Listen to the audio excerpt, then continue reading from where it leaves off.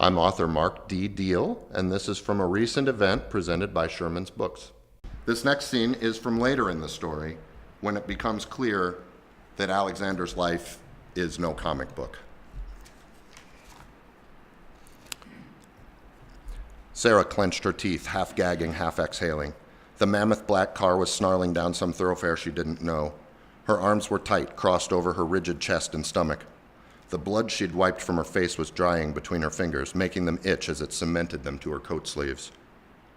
Alexander reached for a cigarette as he changed lanes, pushing in the lighter. "Don't," she said, choking around the word, her chin still on her chest. "If you fill this car with smoke, I'm going to fill it with puke, I swear to God." He took the cigarette from his lips, placing it behind his ear. The lighter popped, but he left it alone, reaching instead to turn on the radio.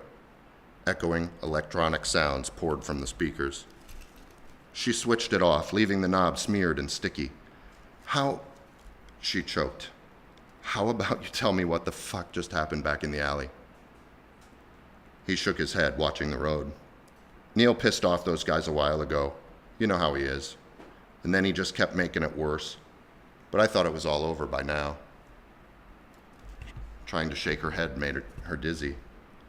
"So it wasn't over and you shot that guy in the face.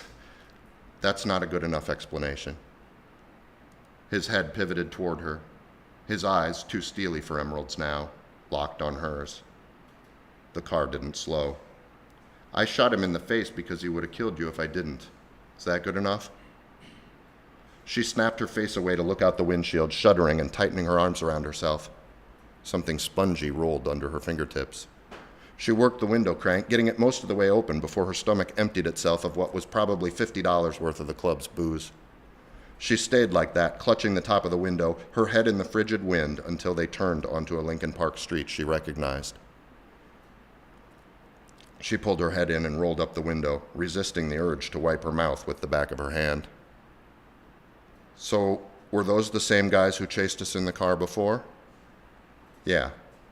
He found a parking place on the street near her building. "I'll help you up to your place." Sarah kept her face down as they moved through the lobby, but a few people stared anyway. He put his arm around her. Her matted hair had dried, leaving it hard and crackly as she leaned against his chest and pushed the elevator button. "Don't worry about it," he said. "You're all right." She put her arm around his waist, squeezing him tighter. "Besides," he said, cracking his tiny smile as the elevator doors closed, "you look good in red." She glanced at her face in the elevator mirror, smeared with clotted red and brown streaks, and her thin shell of decorum shattered. She pushed him away as the elevator started up. "How can you joke like that? Look at me. I can't even see myself through all the blood. This isn't some game. That guy's really..." Her stomach tightened again. "You killed him." Her mouth wouldn't close.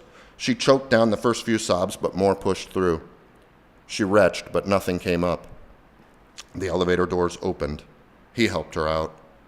They stood on the landing as the doors closed, Sarah staring at his smooth, expressionless face. "I never said it was a game," he said. "And you're not dead. It's not your blood." She turned from him, taking a few quick steps. He followed. Her tears mixed with the slime on her face, sliding down onto her neck. She stopped, turning back. "How am I supposed to get through tonight?"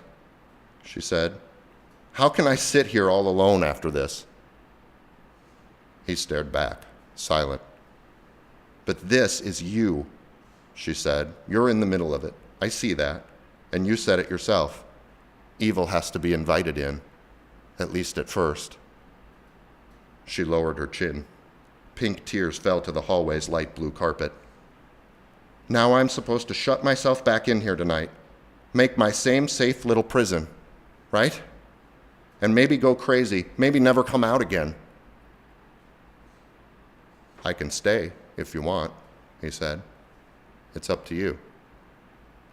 She blinked the tears away and turned, moving quickly down the hall to her door. He followed, staying a few feet back as she worked the lock. The hollow click echoed through the hall. She retrieved her key and stood there, frozen, her head as empty as that of her attacker, staring into her dark apartment.